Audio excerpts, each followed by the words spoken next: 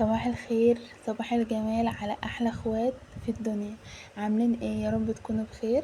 قبل ما ابدا الفيديو عايزك تصلي على الرسول عليه افضل الصلاه والسلام. يلا بينا نصلي على الرسول سوا. اللهم صل وسلم وبارك على سيدنا محمد وعلى اله وصحبه اجمعين. النهارده بقى قلت اقضي كده اليوم معاكم من غير اي تكليف خالص، يوم عادي. إيه زي اي بيت، هنخلص شويه حاجات كده في البيت مع بعض وندردش شويه. إيه لو بتحب بقى الفيديوهات اللي زي دي البسيطه اللي مفيهاش شغل كتير ولا كركبه ولا تنفيض وكده يعني، وبتحسسك كده انك قاعده مع صاحبتك، يلا كملي بقى معايا الفيديو. بس ما تنسيش اللايك وتشتركي في القناه علشان اتشجع واعمل فيديوهات اكتر واحسن باذن الله. طبعا بقى باين من الفيديو انا بعمل ايه. بدأت كده اليوم بفطار كده بسيط، وبعد كده شربت بقى القهوة. بس القهوة للأسف فارت مني على البوتاجاز، فشربتها من غير وش بصراحة، يعني هي هتلاقيها باينة. آم، بصوا، هو الفيديو النهاردة كله ان شاء الله كلها حاجات بسيطة وتعتبر يعني يوميا احنا بنعملها كل يوم. بنقوم الصبح نشرب شاي او قهوة مع الفطار، وبنرتب سرايرنا. لو في غسيل عايزين نطبقه بنطبقه، في غسيل عايز يتغسل بيتغسل وكده يعني، والغدا واليوم بيخلص يعني. الحمد لله الحمد لله على نعمة اليوم العادي، الحمد لله يا رب. بصوا بقى الموضوع اللي كنت عايزة اتكلم معاكم فيه اللي هو ايه، اللي هو وده حصل معايا شخصيا، يعني ان انا كنت مفكره بقى ان لازم البيت عندي يبقى على طول مترتب، على طول يبقى كل حاجه في مكانها على طول. الحاجه دي معدوله كده، الورد ده محطوط هنا، البتاع اللي هي اللهم صل على النبي، الكفر بتاع الركن اللي انا بحطه يبقى متظبط كده، مش عارفه ايه، كل حاجه تبقى على المسطره. بس اكتشفت بعدين ان ده ارهاق جسمانيا وارهاق نفسيا. والله صدقوني يعني انا في مره كانوا بيقولوا ان انا عندي وسواس قهري من ناحيه النظافه والحاجات دي. لو انا عايزه كل حاجه تبقى في مكانها، بتضايق جدا لما كنت انا لدرجه ان كنت قاعده على الركنه، او اي حد يقعد على الركنه، او ابو تسنيم اي حد إن كان يجي يقعد على الركنه ويقوم لازم اعمل الركنه وراه. انا بمجرد ما هقوم بس اجيب حاجه وهقعد تاني لازم ارتبها وراي. مش عارفة ليه كان عندي الوسواس ده وما زال والله. بس مع وجود الأطفال الدنيا اختلفت بصراحة خالص، يعني مش لازم بقى إيه يعني مثلا النهاردة انت هتروقي الحتة الفلانية، سواء مثلا الصالة، تمام، إيه بكرة هتروقي الأوضة بواحدة وهتروقي مش عارفة ايه. انا كنت الأول بعمل كله مع بعضه، الشقة كلها مع بعضها، ومش عايزة بقى إبرة تتحرك من مكانها. انا لدرجة ان انا عندي بيت آلي، كنت لما كنت بروق فوق وكنت بروق شقتنا يعني عند بابا وكده. وبالذات ايام العيد كنت بقفل الباب بالمفتاح عشان مش عايزه حد يدخل، يعني اخلص وبقفل الباب بالمفتاح عشان مش عايزه حد يدخل. انا عايزاها تفضل كده محدش يلمسها، مش عارفه ليه يعني. وهنا برضو اول لما اتجوزت كان كده في شقتي يعني. اول لما اتجوزت كان كده، بس اكتشفت بقى ان ده لا بالعكس، ده الدنيا تتكركب والدنيا تبقى الحاجات مش في مكانها، وده عايز يتغسل، ده عايز يترتب، ده عايز يتنشر، ده مش عارفه ايه. الدنيا كلها وانت ترتبي ده يعني نعمه كبيره جدا من عند ربنا، وحاجه كويسه جدا انك يعني كل يوم يبقى في نشاط وحركة وطاقة. مش هتعملي بقى شغل النهاردة وتنامي بقى بكرة وبعده وبعده، ما انت ما بتعمليش حاجة ولا حد بيجي يعمل حاجة يعني. انت مجندبة العيال موقفاهم، ما تحطش ايدك هنا، ما تشيلش هنا، ما تمسكش كذا، مش عارفة ايه. لا طبعا ده كله غلط. آم، يعني يعني ندي لنفسنا اللي هو مش مشكلة لما حتة تبقى مش نضيفة، مش لازم يعني الضيوف مش مقطعة بعضها يعني على الباب. لا بالعكس، ده انت تسيبي طفلك يلعب. فاللي عايزة اوصلهولك ان انتي ما تضغطيش نفسك عشان البيت يعني. واللي بقيت انا مقتنعة بيه كمان ان مفيش بيت كامل، يعني مفيش بيت كامل مكمل من كله. بقى انتي كويسة، آم، الدنيا تمام، البيت مرتب، مش عارفة ايه، لا يعني كل بيت في مثلا يوم يبقى الدنيا نضيفة حواليكي والبيت مترتب ومش عارفة ايه، ويوم تاني تبقى الدنيا مش قد يعني مش تمام يعني. فانتي ما تزعليش، كده كده يعني الدنيا هتروق والمكان اللي مش نضيف هيترتب والحمد لله يعني كله هيعدي. وده المطلوب يعني البيت مش لازم يبقى زي ما بقولك مترتب وعلى المسطرة، لا البيت بالناس اللي فيه، ان الدنيا تبقى هادية، فيه كده حب وتعاون كده ويعني وود كده في المكان اللي انت قاعدة فيه.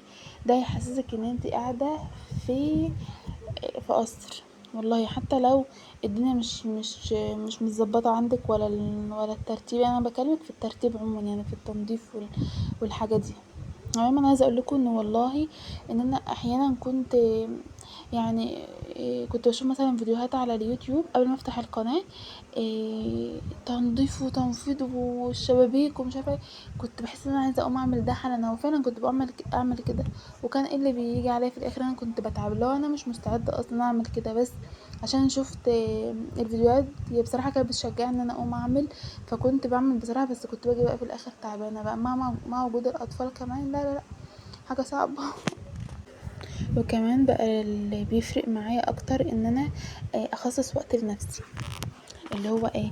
اللي هو مثلا اعمل مثلا كوبايه نسكافيه اشربها في روقان كده مع نفسي، اعمل كوبايه قهوه، اي حاجه، حتى لو هتاكلي بسكوته. اللي هو انت بجد بتحتاجي فتره تبقي قاعده فيها لوحدك، حتى لو 10 دقايق تخطفيهم كده من وسط البيت ودوشته. تاخدي كده 10 دقايق لنفسك. ال10 دقايق دول هيخلوكي دماغك قادرة تستوعب اللي هيحصل طول اليوم. يعني مش طول اليوم ضغط ضغط ضغط ضغط انت هتتعبي، لا. خصصي كده لنفسك وقت، الصبح، العصر، اخر النهار، اي وقت، انك تخصصي لنفسك تاكلي فيه حاجه حلوه، تشربي فيه حاجه انت بتحبيه، اي مشروب بتحبيه، عشان تقدري تكملي بقيه اليوم. تنامي مثلا هاديه، تقومي بقى تكملي اللي هتعملي الصبح. مش شرط التنظيف يبقى بيرفكت وفي الوقت الفلاني، لا. اصحي براحتك، اشربي قهوتك، افطري، اقعدي كده مع نفسك حبة قبل ما الاطفال يصحوا. آم، يعني حاولي ان انتي تتشبعي من جواكي بطاقة ايجابية تاخديها قبل ما تبدأي اي حاجة انتي بتعمليها. يا رب بس الموضوع اللي انا كنت بتكلم معاكم فيه تكونوا فاهميني. لان انا يعني جايه لكم من مش عارفه المستقبل ولا من الماضي.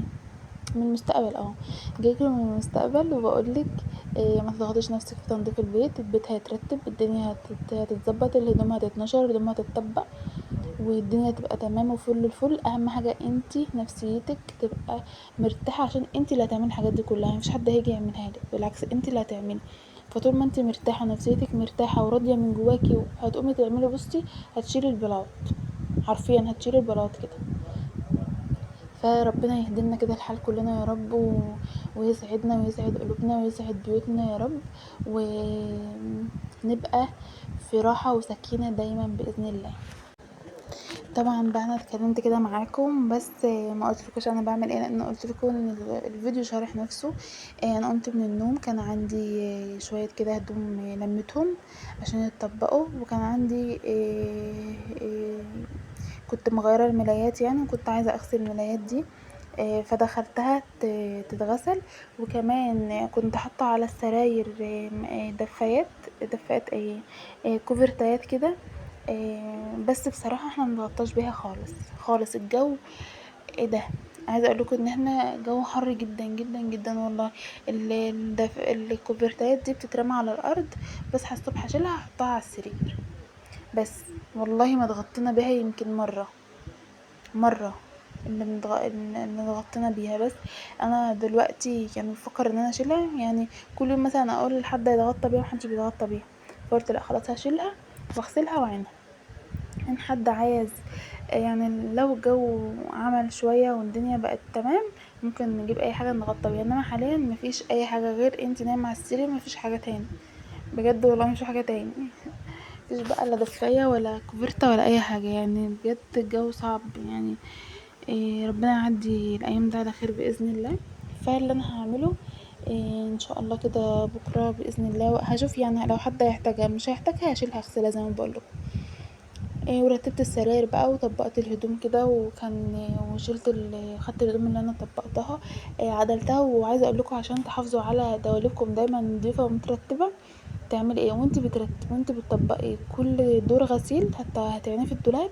اي حاجه مش متظبطه، لان طبعا احنا عندنا اطفال، فالطفل بيشيل، سواء انت يعني او احنا ممكن نكون بنحافظ شويه كأمهات يعني، بس مثلا زوجك، اطفالك بياخدوا الحاجه من غير ما بيرتبوا مكانهم يعني.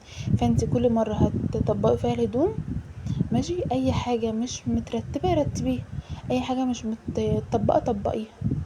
بصي ده هيحافظ لك دايما على الدولاب يبقى مترتب ومتطبق.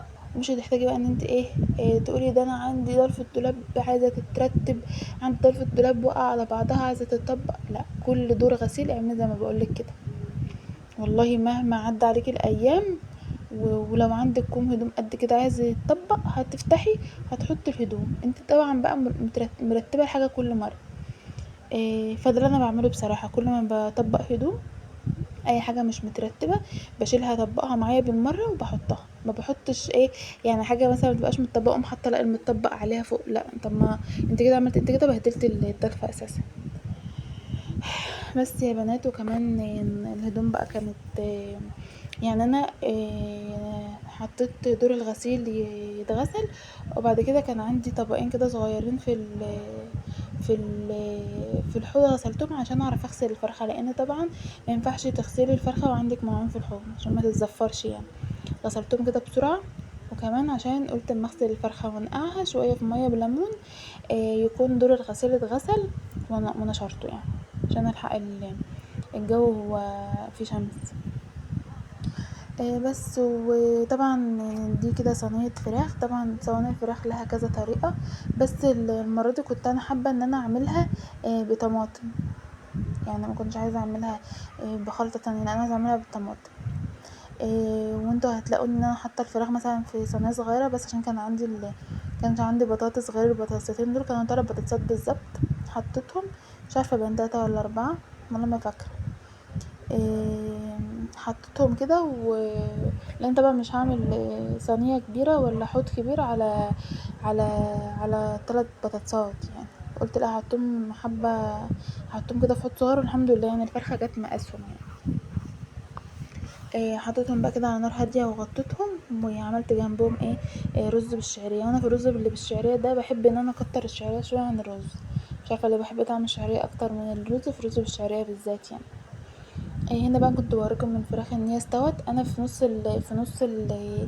نص السوا كده بقوم قلبة الفراخ لتحت، يعني يبقى بدل ما انت حطاها كده على الظهر، لا تحطيها يعني مثلا الورك تقلبيه، الصدر تقلبيه، بحيث ان هو يستوي بسرعة. وكمان آم، لان الصدر عموما بياخد وقت كتير في السوا، فانت تقلبيه الناحية التانية عشان يستوي بسرعة من ناحية الجناح كده، يعني الجناح بيبقى هو اللي في أرضية الحوض، في أرضية الصينية يعني.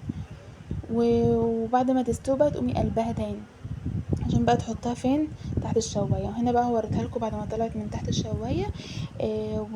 ووريتكم كمان الهدوم كنت نشرتها بقى. وبعد الغدا بقى يا حلوين، وبعد غسيل المواعين وكل حاجة تمام، قطعت بقى كده حتة اناناسية، والله تستاهل بقه، وكانت مسكرة وساقعة وتحفة. كانت ساقعة كده بترطب كده على القلب ومسكرة وجميلة. قطعتها بقى كده، قطعتها مكعبات عشان خاطر تسنيم تعرف تاكلها معايا. قطعت كده طبق حلو يعني ناكل اللي ناكله يعني، كلنا اللي كلناه والباقي حطيته في التلاجة. بس النص التاني دوت عنده، والنص دوت زي ما بقولكوا قطعته كله و...